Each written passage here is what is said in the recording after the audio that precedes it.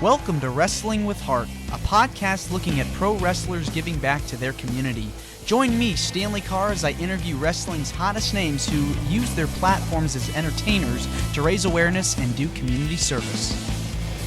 Hello and welcome to another edition of Wrestling with Heart. This is the show where we talk with professional wrestlers and professional wrestling personalities about their lives in and outside of the ring, as well as doing acts of charity work, community service, volunteering, and spreading positivity. We're all about the positive vibes here on the show. And with me right now, I've got a very special guest. He is a booker and producer of the wrestling promotion Precision Combat League. Wanted to make sure I got that right. Precision Combat League. He's got a story he's going to share with us today about his love of the business, how he got into it, and what he's doing now to help, spread awareness of helping out in the community. I'm pleased to welcome the one and only James Toney to the program. Welcome, James, to Wrestling with Heart. Thank you so much. I am the boxing Reverend James Toney. In Mexico, they call me Reverendo del Boxeo, right? And I am an international heavyweight boxing champion. See, got this thing right here from USA Boxing. Oh, I just disappeared into my background. I should turn that off when I show. You know what? I'll show those belts off later when I turn this background off. Okay.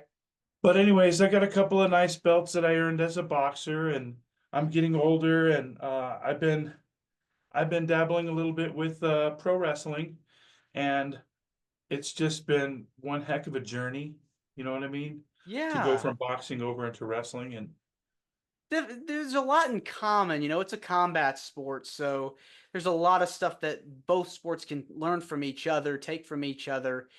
But was getting into some kind of athletics, was that something you wanted to do since childhood? well, in my childhood, my brother was always kind of a bully to me, and he picked on me a lot. And I remember I had to go to karate school to learn how to defend myself. So in West Denver, I went to a place called, I think it was called Tiger Kim's. It was in the old Villa Italia Mall. And I earned my yellow belt in karate, and I came back and I faced my older brother, and I beat him, and he said, "Oh, your muscles are bigger than mine now." And he didn't bully me anymore after that. Oh, But then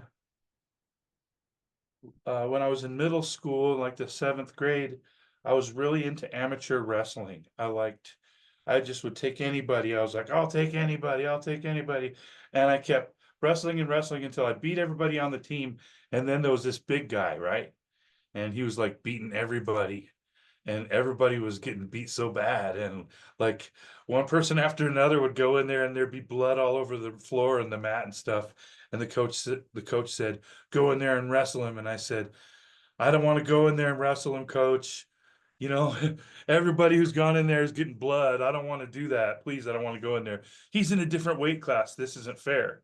And that was at Richland Middle School in Denver. And the coach said, "Well, if you're not going to go in there and wrestle him, you're off the team." And I got kicked off the team.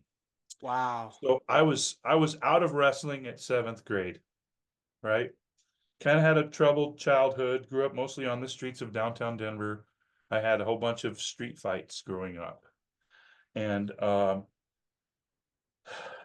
long story short, I went back to college. I got my degree, but the time I was in college, I was doing a lot of security guard work, unarmed security in Florida, like spring break, Black College reunion. I worked at Mary McLeod Bethune Cookman College in Daytona Beach, as I earned my degrees in television video production, and I worked there for about 12 and a half years. And I had a family. Me and my wife, we've been together for 20 years, and we got a daughter who's like 18 years old now. And we graduated from Daytona State College with a bunch of degrees in television and video. But when I got older, I decided that I wanted to try to become the Golden Glove champion. Because I remember the first time I was boxing, I was like 16 years old, right? So I wanted to become the Golden Glove champion because when I was 16, we had this thing where we were in the church in Keensburg, and we were boxing in the fellowship hall. There was no ring or anything. It was just a couple of guys with gloves, and we were trying to impress the pastor's daughter, just beating the snot out of each other in the fellowship hall. And so I remembered that, and I said, I want to become a Golden Gloves fighter. But then I found out that I'm too old, that the only way you can win the Golden Gloves is if you're under 40 years old. And so at 38 or 40 years old, I became an amateur boxer with USA Boxing, and I started fighting in the novice class of the USA Boxing, right? And I started getting really good. I captured a couple of international titles in the novice class of USA Boxing, and I fought multiple world champions. And um, I had one world title fight where I was going to fight the world champion, and then I got into a bad accident, and my wrist was shattered, and so I couldn't fight in the world championships.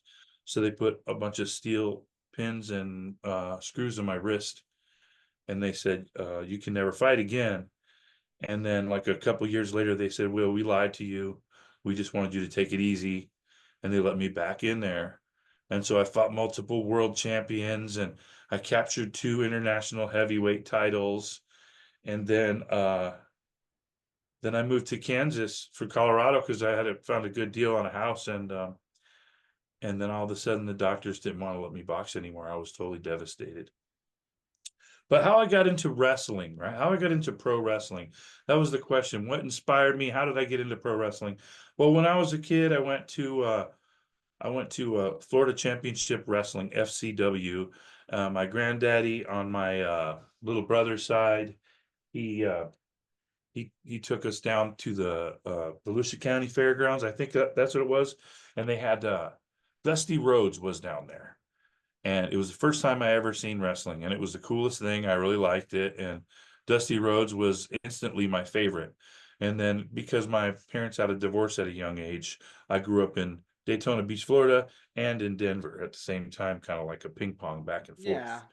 So in Denver, I got to go to a place it's no longer there, but I got to go to a place called McNichols Arena and see this WrestleMania thing between Macho Man and Ric Flair. And I got to see these amazing matches where the Million Dollar Man was there.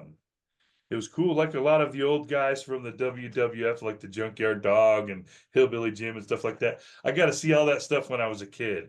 And so I really loved it, right? Mm-hmm. Well, so I never really got into wrestling as an adult, but then one day I was training for a world title, and then all of a sudden COVID hit, right? Mm-hmm. COVID hit, and then all the boxing schools were closed. I had nowhere to train, and I desperately wanted to train because I had this world title shot coming up. And so I went and I bought a ring from Monster Rings and Cages, and I ended up buying a pro wrestling ring instead of a boxing ring. And the minute that I got into the pro wrestling ring and started trying to train, I realized this was a huge mistake. Boxing ring is nothing like a pro wrestling ring. The floor is stiff on a boxing ring. On the wrestling ring, there's a flex beam, so there's a little bit of bounce to it. You know what I mean? Mm-hmm. But it's so hard to run sideways the way you do in boxing on a wrestling ring. So it turned out to be like a bad choice. So I was like, okay, well, maybe I should sell this wrestling ring, right? So I put the wrestling ring up for sale on Facebook Marketplace. And this was a few years ago, maybe, yeah, several years ago now. But I put it up there, and all of a sudden the phone blew up. Everybody wanted to buy the ring from me, but nobody could come up with the money. Everybody wanted the ring. Everybody like just begging me if they could have it. And so I said, okay, to this one kid, I said, I'll tell you what, you want to have a show? I'll let you borrow the ring if I can be in the show, right? So the kid was like, oh yeah, okay, sure, yeah. So I got together with this kid from Mexico, and he was just barely old enough to get in the ring. He was still training in wrestling school, and we started making shows together, and we became friends. And we made this idea that we're going to kind of bridge the gap between like lucha libre and traditional American pro wrestling. So we came up with this really awesome show. It was Lucha Libre International Championships, Mm. and it's been pretty successful. It was one of the first pro wrestling shows I produced, and it's been a lot of fun. Over the last few years, I've been a ring announcer and an outside ring announcer for many boxing shows, but I've been almost done a dozen uh, wrestling shows as an in-ring announcer now. So I'm getting a lot of experience doing that. And oh, they have so much fun, man. I wish I could get in there and bump like that, do all those crazy things like suplexes and all that stuff. But, I'm 50 years old. The doctor's worried about my heart. I have to, if I want to box, I got to go to Colorado. They won't even, the doctors here in Kansas don't even want to let me box. It's pretty crazy. But yeah, that's where it is. I really love wrestling. I'm having a blast training in wrestling. I'm learning how to do some of the basic stuff because I've been a referee on a few shows, and the first time I did the referee thing, I really made a fool out of myself because I thought I knew what I was doing, and I kept getting in the wrestler's way and stuff. You know what I Really? mean? So yeah. So I really thought I knew what I was doing, but I kept getting in their way, and that would jeopardize the match a little bit. So yeah. Well, I think it's what I think is cool is like you're able to realize a dream. You're never too old to really experience something like being a professional wrestler. You can still, at any age, you can still train and get into it, no matter how old you are. So it's amazing. It's cool that you're able to not only wrestle but also book shows and promote shows and get the community involved. So I think that's cool. Well, I'm not really wrestling. Like for the most part, I'm just a ring announcer, but I'm trying Hmm. to learn like the full basics of pro Right, wrestling in case I have to jump in there as a referee because, I've got the show must go on attitude. And right. if somebody doesn't show up, I'll try to fill in a hard spot. You know what I mean? Well, there's But all kinds of mostly I'm just jobs. the voice. Mostly I'm just the voice of the show. I get to be the manager of some boys, which is pretty good. I got some of the most powerful wrestlers in the world that I'm a manager for and stuff, and I really like what I'm doing. It's really fun. Yeah, I mean, as long as you're enjoying it and doing what you love, I mean, there's nothing else greater in the world. So it's amazing. Well, there really is though. I'm not only doing this for fun. I decided, me and my friend from Mexico, who helped me come up with the Precision Combat TV networks, right? When we talked about that stuff, like I came up with some really great ideas, not just to bridge the gap between traditional American pro wrestling and freestyle lucha libre wrestling, which is a little different, but also we made a pretty nice, friendly, family friendly show, and it's been going pretty well. And I just decided that we're not going to have. It wasn't just me, actually. This was me and my friend. We decided that somewhere down the road, we want these shows to be for something, not just to make money or so we could be famous, but so that we could do something, some kind of good and stuff. You know what I mean? So we've been doing more of that. Our last show, we made a whole show to try to raise awareness for hydrocephalus, to try to put a stop to all these useless brain surgeries. You know, so we made a show to raise awareness for hydrocephalus, and it was just amazing. I mean, we've had shows where we would just want to like hand out a whole bunch of belts to the guys so we can establish who the champions are on our show, the guys who are always at our show, the guys who always come through for us, right? Those are the ones who usually end up being the champions on our show because they're so dedicated to the sport and they train so hard. That's why they capture all those titles and they get to keep them for so long because they're just so talented. I mean, these guys are just amazing. So Precision Combat League is now producing shows with heart. We're producing shows to raise awareness for hydrocephalus, and we're also talking about raising a show making a show called Do Unto Others, and it's going to be an episode of Precision Combat League. Precision Combat League was spelled with a K, not a C. It's PKL is the name of the wrestling show, and we're trying to make a show to help raise awareness for bullies, to try to stand up to bullies, because we want to be part of the solution and not part of the problem. So we're trying to make a show called Do Unto Others.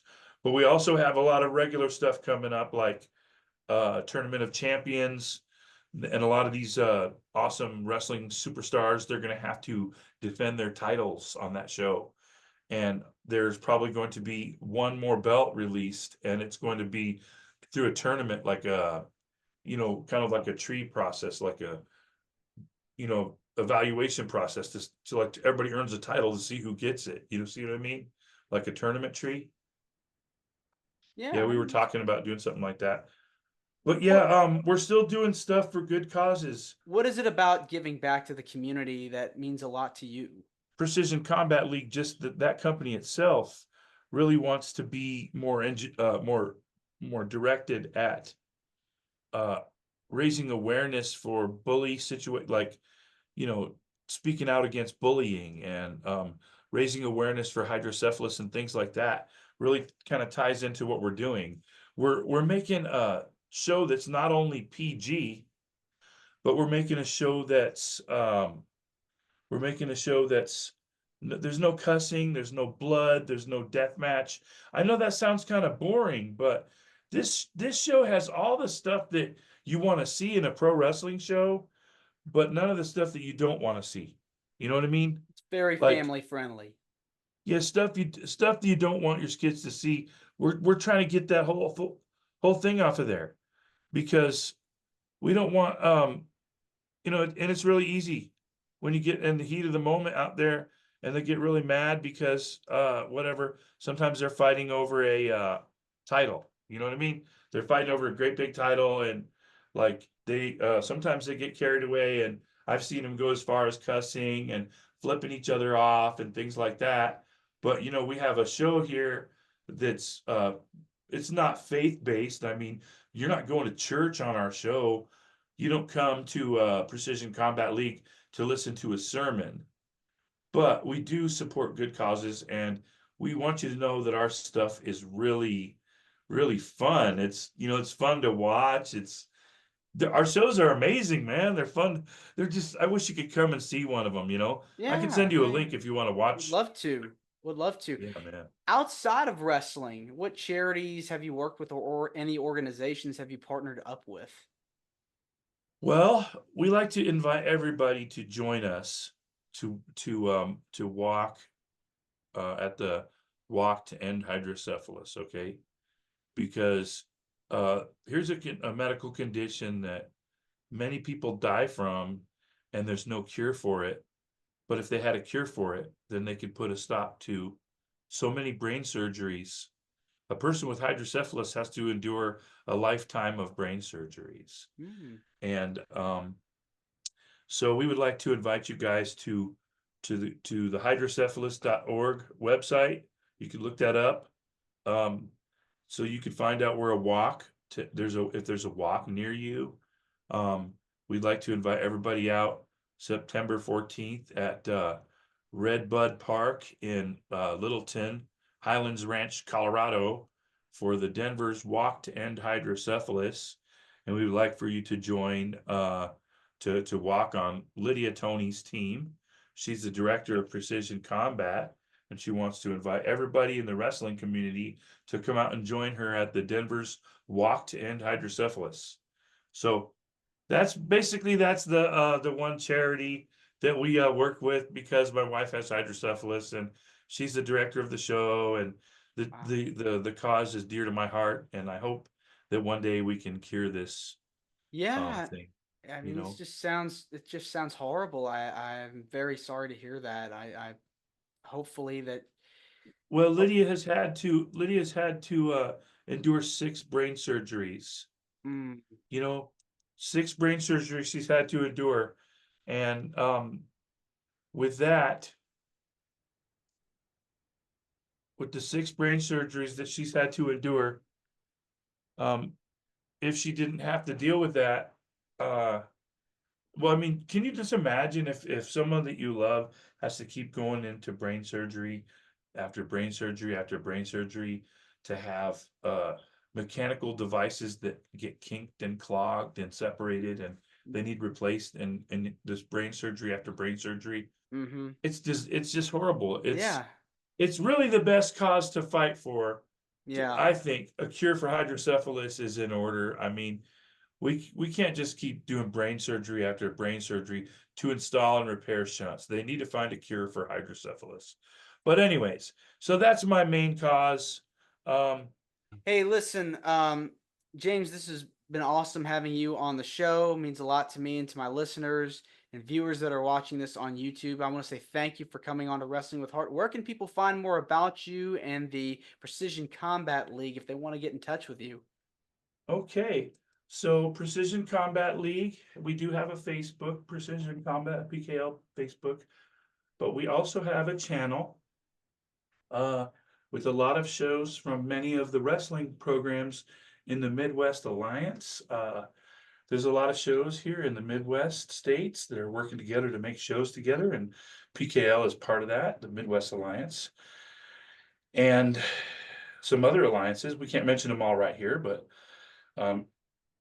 what you can do if you want to find this stuff is you can go and you can type search on YouTube, type in PKL 100-minute DVD. It should pull up Tournament of Champions. That's a good place to start. It's a little bit of it's a pretty nice little video, kind of gives you a little bit of, helps you get to know some of the champions, and it's a pretty nice event we had at the VFW Fellowship Hall over there, the bingo parlor. A really exciting show. That's what's behind me on this virtual backdrop, by the way, is that show that I was talking about. It was really a great show. The best show that we've had so far has been Cheyenne Wells, Colorado. They were such a great crowd for us. And I want to send a shout out to Plex, the Livest Mex Plex, who really came in and saved the day. Him and Jay Sizzle came in. We hired Jay Sizzle to come on and be our ring announcer, and they did such a bang up job, and we really love what they did for our show. And also Midwest Elite Wrestling, they really helped us out and helped us put that show together. But also the wrestlers, the people who are dedicated to PKL, and they know that PKL is not just a regular wrestling show, but it's really a positive thing. It's a good thing, you know what I'm saying? Because we're wrestling with heart. See what I mean?